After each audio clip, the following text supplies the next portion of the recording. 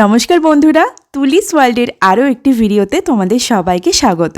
প্রায় অনেক দিন পরেই বড় ভিডিও আপলোড করছি চ্যানেলে, একটু বিজি হয়ে গেছি ওর জন্য। তো আজকের এই ভিডিওটা হচ্ছে কুকিং রিলেটেড ভিডিও। আজকে আমি প্রথমবার উনুনে চিকেন রান্না করেছি, মানে মুরগির মাংস রান্না করেছি। এর আগে একবার মাটন রান্না করেছিলাম উনুনে, তো সেই ভিডিওটাও আমার চ্যানেলে আপলোড করা আছে শর্টসে। মাটনের ব্রড ভিডিও আমার চ্যানেলে নেই, তো ভাবলাম যে চিকেন রান্নার একটা ব্রড ভিডিও আপলোড করা যাক উনুনে। তার সাথে আমি ফ্রাইড রাইসের রেসিপিও দিয়েছি, সেটা অবশ্য আমি গ্যাসে করেছি। আশা করছি অন্য ভিডিওর মতো এই ভিডিওটাও তোমাদের খুবই ভালো লাগবে। বিশেষ করে আজকের ফ্রাইড রাইসের রেসিপিটা অবশ্যই দেখো, ওটা আমি নিজের মতো করে করি আর সত্যি বলছি খুব সুন্দর টেস্ট হয়। আমি যেভাবে ফ্রাইড রাইস রান্না করেছি সেইভাবে বাড়িতে করে তারপর ফিডব্যাক দিতে একদম ভুলো না। আর প্রত্যেকটা ভিডিওতে যেটা বলি যে আমার চ্যানেলটাকে অবশ্যই সাবস্ক্রাইব করে নিও, আর আজকের ভিডিওটা ভালো লাগলে একটা লাইক করে দিও, কিছু জানার থাকলেও কমেন্ট করতে পারো। তাহলে চলো আজকের ভিডিওটা শুরু করা যাক।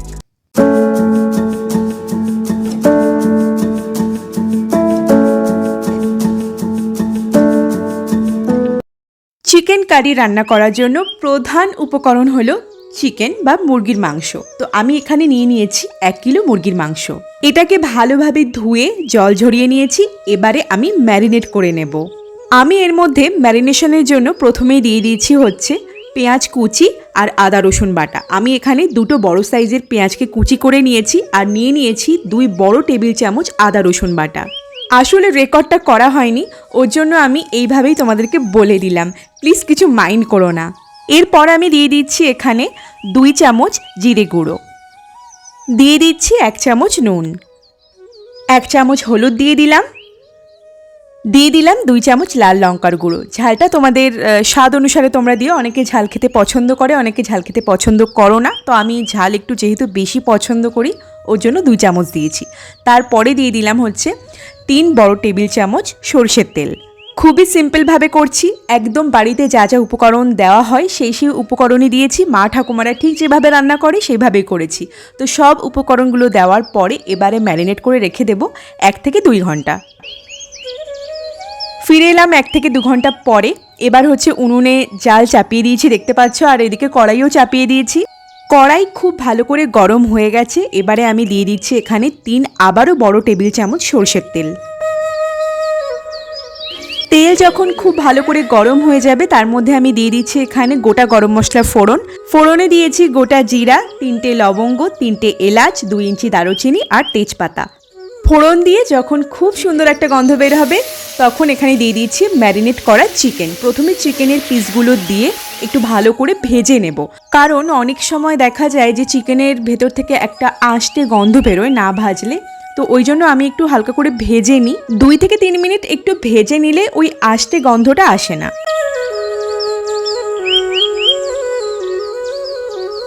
3 মিনিট মতো নাড়াচাড়া করার পরে আমি এখানে দিয়ে দিচ্ছি 2 বড় টেবিল চামচ ফ্যাটানো টক দই। এখানে একটা কথা বলে রাখি, টক দই কিন্তু অবশ্যই ফ্রিজ থেকে বার করে নর্মাল টেম্পারেচারে নিয়ে আসার পরে ফেটিয়ে তারপরে কড়াইতে দিতে হবে। আর টক দই দেওয়ার সাথে সাথেই নেড়ে চেড়ে নিতে হবে, মানে মাংসের সাথে ভালো করে নাড়তে হবে, না হলে টক দই অনেক সময় কড়াইতে দেওয়ার সাথে সাথেই ফেটে যায়। তো টক দই দেওয়ার পরেই আমি সাথে সাথে একটু নেড়ে চেড়ে তারপর ভেজে রাখা আলু আমি এখানে দিয়ে দিয়েছি। আমি আলু আগে থেকেই ভেজে রেখেছিলাম, তো সেই ভেজে রাখা আলুই এর মধ্যে দিয়ে আবারও কিছুক্ষণ নেড়ে চেড়ে দিয়ে দিলাম এখানে 1 চামচ কাশ্মীরি লঙ্কার গুঁড়ো। কাশ্মীরি লঙ্কার গুঁড়ো সম্পূর্ণ অপশনাল, তোমরা দিতেও পারো নাও দিতে পারো, কিন্তু দিলে মাংসে বা যে কোনো তরকারিতে সুন্দর একটা কালার আসে। কাশ্মীরি লঙ্কার গুঁড়ো দেওয়ার পরে আবারও কিছুক্ষণ নেড়ে চেড়ে আমি ঢেকে দেবো 5 মিনিটের জন্য। 5 মিনিট পর ঢাকনা খুলে আমি এখানে স্বাদ মতো আর একটু নুন দিয়ে দিলাম। নুনটা অবশ্যই তোমরা তোমাদের স্বাদ মতো দেবে। আমি ম্যারিনেশনের সময় নুন যেহেতু দিয়েছিলাম, এবারে আমি অল্প একটু নুন দিলাম, আবার পরে যখন নুন লাগবে আমি আবারও দেব। একটা হাফ টমেটো দিয়ে দিয়েছি, যেহেতু আমার কাছে একটা হাফ টমেটো ছিল, ওটা নষ্ট হবে, ওই জন্য আমি মুরগির মাংসে ওই হাফ টমেটোটা ব্যবহার করে দিয়েছি। তোমরা দিতেও পারো আবার নাও দিতে পারো, কোনো ইস্যু নেই সে নিয়ে। তো আমি আবার 5 মিনিটের জন্য এটাকে ঢেকে দিলাম। একবার ঢাকা খুলতে হবে, আবার নাড়তে হবে, আবার ঢাকা বন্ধ করতে হবে, এইভাবে 2-3 বার করতে হবে, কারণ যেহেতু উনুনে করছি একটা লেগে যাওয়ার সম্ভাবনা থাকে। আর যদি একবার কড়াইয়ে ধরে যায় নিচে পোড়া, তাহলে পোড়া পোড়া গন্ধ বেরোবে, ওর জন্য আমি একবার ঢেকে দিচ্ছিলাম। আবার খুলে দিচ্ছিলাম, নাড়াচাড়া করছি এই নিয়ে। দেখো আমার মাংস কিন্তু খুব ভালো করে কষানো হয়ে গেছে, মাংস খুলে আসছে হাড় থেকে। মাংস বা যে কোনো তরকারি যত বেশি করে কষাবে তত এর টেস্ট ভালো হয়। তো আমি এখানে দিয়ে দিচ্ছি প্রয়োজন মতো জল। আমি গরম জল ব্যবহার করেছি, গরম জল ব্যবহার করলে যে কোনো তরকারি রান্নার স্বাদ খুব ভালো হয়। তোমরা তোমাদের প্রয়োজন মতো জল দেবে, যে যেরকম ঝোল রাখতে চাও সেই সেরকমভাবে জল দেবে। তো জল দেওয়ার পরে আমি 5 মিনিটের জন্য আবারও ঢেকে দেব আর ঝোলটাকে ভালো করে ফুটতে দেব। 5 মিনিট পর আমি ঢাকনাটা তুলে নিচ্ছি এখানে, আর দেখো ঝোল খুব ভালোভাবে ফুটছে আর অনেকটাই টেনে এসেছে, মানে মাংস রান্না প্রায় শেষের দিকে। আমি নুনটা আরেকবার চেক করে নিয়েছি, দেখছি হ্যাঁ সব কিছু ঠিকঠাক আছে। আমি আর ঝোল টানালাম না, এইটুকু ঝোল না রাখলে ভাত বা ফ্রাইড রাইস দিয়ে খাওয়া যাবে না। তো শেষে আমি এখানে দিয়ে দিচ্ছি গরম মশলা বাটা। যে কোনো রান্নায় গরম মশলা গুঁড়োর পরিবর্তে যদি গরম মশলা বেটে দেওয়া যায় তাহলে সেই রান্নার টেস্ট দুর্দান্ত হয়। আমি এলাচ, লবঙ্গ আর দারচিনি একসাথে একটু জল দিয়ে বেটে সেই বাটা মশলা এর মধ্যে দিয়ে নেড়ে চেড়ে একটু ঢেকে দিলাম, যাতে গরম মশলার গন্ধটা ভালোভাবে মাংসে মিশে যায়। তোমরা চাইলে গরম মশলার গুঁড়োও ব্যবহার করতে পারো, তবে আমাকে জিজ্ঞেস করলে আমি বলবো গরম মশলা বেটে দেওয়াটাই বেটার, রান্নার টেস্ট সত্যি খুব ভালো হয়। তো মাংসটাকে কিছুক্ষণ স্ট্যান্ডিং টাইম দেওয়ার পরে এবারে আমি একটা পাত্রে মাংস সার্ভ করে নিচ্ছি। দেখো কালারটা খুব সুন্দর হয়েছে, আর গন্ধটার কথা তো কিছু বললামই না, যেহেতু উনুনে রান্না করা। আর জানো যে উনুনে রান্না করলে রান্নার স্বাদ একটু অন্যরকম হয়, মানে অনেকটাই বেটার হয় সেই রান্নার টেস্টটা। যেহেতু আমি প্রথমবার উনুনে চিকেন রান্না করেছি, গ্যাসেই আমি রান্না করি, তার জন্য আমি ডিফারেন্সটা বুঝতে পেরেছি যে রান্নার টেস্টের ফারাকটা ঠিক কোথায় হয়। তো যাই হোক, খুব সিম্পলভাবে চিকেনের এই রান্নাটা তোমাদের কেমন লাগলো সেটা অবশ্যই আমাকে কমেন্ট করে জানিও। এবার চলো ফ্রাইড রাইস রান্না করা যাক। ফ্রাইড রাইসটা করে নেব, মাংস তো হয়েই গেল উনুনে, আর চিকেনের সাথে ফ্রাইড রাইসটা কিন্তু খুব ভালো যায়, আমার তো খুব ভালো কম্বিনেশন লাগে এটার। তো তার জন্য এখন কড়াইয়ে দিয়ে দিয়েছি তেল, তেলটা গরম হলে এর মধ্যে কাজু কিশমিশ দিয়ে দেবো, কাজু কিশমিশ দিয়ে ভেজে নেব হালকা করে। তারপর ওই কড়াইতেই আবারও খানিকটা তেল দিয়ে সবজিগুলো ভেজে নেব। তাহলে চলো এখন কাজু আর কিশমিশটা ভেজে নিই। তেলটা গরম হয়ে গেছে, কাজুটা দিয়ে দিই প্রথমে। আমি অল্প করেই কাজু দিলাম, কাজুটা আমার ঠিক আবার ভালো লাগে না ফ্রাইড রাইসে, আমার কাজুর থেকে বেশি কিশমিশটা ভালো লাগে ফ্রাইড রাইসে, তাই জন্য আমি কিশমিশ বেশি দিই, কাজুটা অতটা দিই না। আমাদের বাড়ির সবারই কিশমিশটাই একটু বেশি ভালো লাগে ফ্রাইড রাইসে। আর আমরা ফ্রাইড রাইসটা অতটা মিষ্টি করে খাই না, হালকা জাস্ট মিষ্টি থাকে। আর আমি আমার মতো করেই ফ্রাইড রাইস করি, আর খুবই ভালো হয়। এরকমভাবে যদি একবার ফ্রাইড রাইস করো তো বলবে যে না দিদি তুমি খুব ভালো একটা রেসিপি দিয়েছো।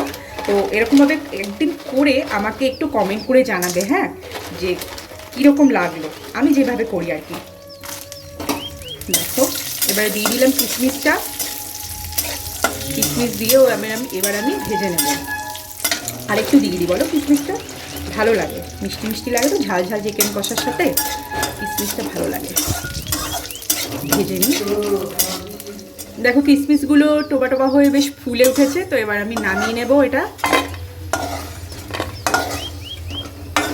এবার আরও খানিকটা তেল দেব, তেল দিয়ে সবজিগুলো ভেজে নেব। গ্যাসটা একটু বাড়িয়ে নিই,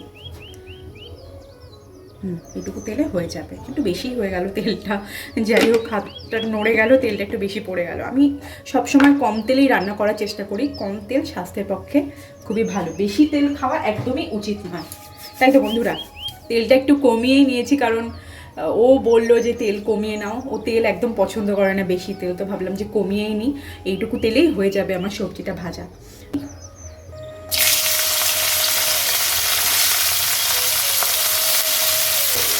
তো সবজিতে আমি দিয়ে দিয়েছি গাজর, বিনস আর মটরশুঁটি।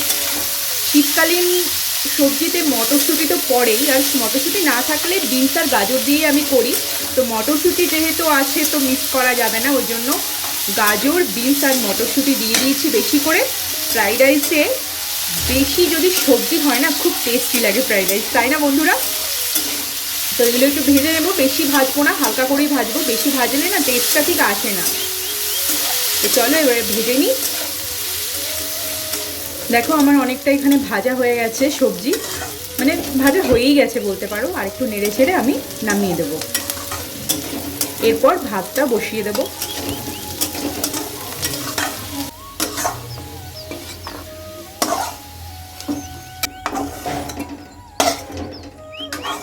ফ্রাইড রাইসের ভাত রান্না করার জন্য আমি এখানে হাঁড়ি বসিয়ে দিয়েছি, আর ওদিকে ফ্রাইড রাইসের চাল আমি ভিজিয়ে রেখেছিলাম 2 ঘন্টা মতো, কারণ যত তুমি ভিজিয়ে রাখবে তত ফ্রাইড রাইস বা বিরিয়ানির চাল লম্বা হবে। তো এখানে আমি হাঁড়ি চাপিয়ে দিয়েছি, জলটাকে ভালো করে ফুটতে দেব, আর তারপরে আমি এখানে অ্যাড করব গোটা গরম মশলা। আমি দিয়ে দিচ্ছি এখানে 4 বড় টেবিল চামচ নুন। নুন যাতে জলে চড়া হয় সেইভাবেই নুন দিতে হবে, তবেই ভাতের মধ্যে নুনটা ভালোভাবে মিশবে। জলটা একটু ফুটে উঠলে আমি এখানে গোটা গরম মশলা দিয়ে দেব। আমি নিয়েছি হচ্ছে একটা বড় সাইজের এলাচ, 3টে ছোট এলাচ, 2-3টে লবঙ্গ, একটা স্টার এনিজ, 3-4 ইঞ্চি দারচিনি, 2টো তেজপাতা দিয়ে দিলাম। গোটা গরম মশলা দিয়ে জল অন্তত পক্ষে 6 থেকে 7 মিনিট ভালো করে ফুটতে দিতে হবে, তাহলে গোটা গরম মশলার যে ফ্লেভারটা সেটা চালের মধ্যে ভালোভাবে ঢুকবে। আমি এখানে অল্প একটু তেলও দিয়ে দিলাম। তেল দেওয়ার একটাই কারণ, যাতে স্টিকি ভাবটা না হয় ভাতের মধ্যে।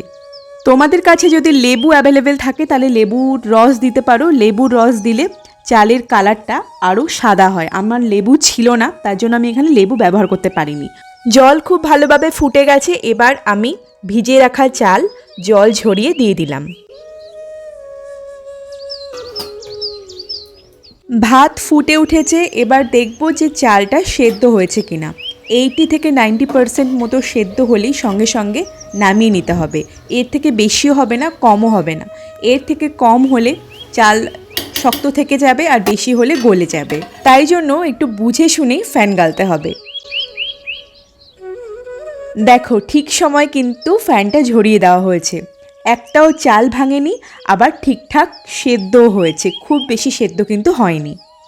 এবার আমি এর মধ্যে 1 চামচ ঘি দিয়ে দিচ্ছি, ততক্ষণে ঘিটা গলে ভাতের সাথে মিশে যাবে। ওদিকে আমি হাঁড়ির মধ্যেও চারিদিকে ঘিটা মাখিয়ে নিচ্ছি, যাতে ফ্রাইড রাইসের রাইসটা ওই হাঁড়ির গায়ে লেগে না যায়। এবার আমি রাইসের একটা লেয়ার করব, যেরকম বিরিয়ানি করে সেরকমভাবেই এখানে 2টো ধাপে আমি লেয়ারিং করব। ওখানে মাংসের লেয়ার হয়, আর এখানে আমি ভেজিটেবলসের লেয়ার করছি। দেখো ওপরে ভেজিটেবলসগুলো ছড়িয়ে দিচ্ছি, তারপরে আবার একটা ভাতের লেয়ারিং করছি। ফ্রাইড রাইস যেহেতু একটু মিষ্টি মিষ্টি হয়, অনেকে মিষ্টি পছন্দ করো না, তারা মিষ্টি দিও না। আমি একটু মিষ্টি মিষ্টি পছন্দ করি, হালকা মিষ্টি, অত বেশি না। তো আমি চিনি গুঁড়ো করে সেই গুঁড়ো চিনি দিয়ে দিলাম ছড়িয়ে। তারপর আবার ভেজিটেবলসের লেয়ার দিলাম, কাজু কিশমিশটা দিয়ে দিলাম, আর তার ওপরে আবারও আরেকটা ভাতের লেয়ার দিয়ে দিলাম। ব্যাস আমার লেয়ারিং কমপ্লিট। এবারে আমি হাঁড়ির ঢাকনাটার মুখ বন্ধ করে একটু ঝাঁকিয়ে নেব, যাতে ভেজিটেবলসগুলো, কাজু কিশমিশগুলো সব দিক ভালোভাবে ভাতের সাথে মিশে যায়। এবার 5 থেকে 6 মিনিটের জন্য আমি একটু দম দিয়ে নেব হালকা আছে। এই সময় গ্যাসের ফ্লেম একদম লো থাকবে। তোমাদের কাছে যদি রুটি সেকার তাওয়া থাকে, সেই তাওয়ার ওপরেও তোমরা দম দিতে পারো, যেরকম বিরিয়ানিতে দেয় সেরকম। বিরিয়ানিতে 30 মিনিট দেয়, এখানে 5 থেকে 6 মিনিট দিলে যথেষ্ট। 5 থেকে 6 মিনিট দম দেওয়ার পরে এবার আমি হাঁড়ির ঢাকনাটা খুললাম, আর দেখো ফ্রাইড রাইস একদম রেডি। ভেজিটেবলসগুলো, কাজু কিশমিশ দিয়ে ফ্রাইড রাইস খুব সুন্দর লাগছে দেখতে। এবার চলো সার্ভ করা যাক এই ফ্রাইড রাইসটা। দেখে বুঝতেই পারছো কতটা ঝরঝরে হয়েছে, আর ফ্রাইড রাইস যত ঝরঝরে হবে খেতেও ততটাই সুন্দর লাগবে। রাইসগুলোও কিন্তু একদম ভাঙেনি, আর স্টিকি ভাবনি, পুরো ঝরঝরে বাঙালিয়ানার ফ্রাইড রাইস হয়েছে। আমি ফ্রাইড রাইস আর চিকেনটা একটা পাত্রে সার্ভ করে নিয়েছি, আর সঙ্গে স্যালাডও রেখেছি। এবার চলো টেস্ট করে দেখা যাক যে কেমন হয়েছে ফ্রাইড রাইস আর চিকেন কারি। উনুনের স্পেশাল চিকেন কারি আর হচ্ছে ফ্রাইড রাইস, কেমন হয়েছে?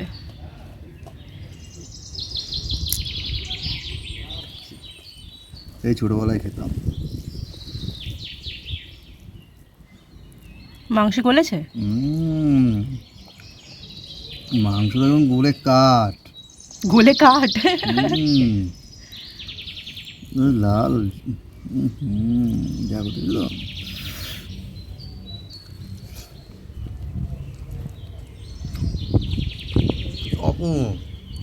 ভালো আছে? অনেকদিন পরে আমি খাচ্ছি। আহা এই দেখো, তুমি বিশ্বাস না করলে দেখো, একদম মাংস ছিঁড়ে আসছে, আমি কিচ্ছু করছি না, ওগুলো টানা হিসা করলাম করলাম দেখো।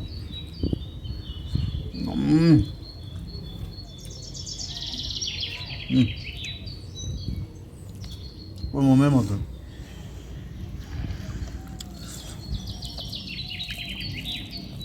আলু তো সেই আলু।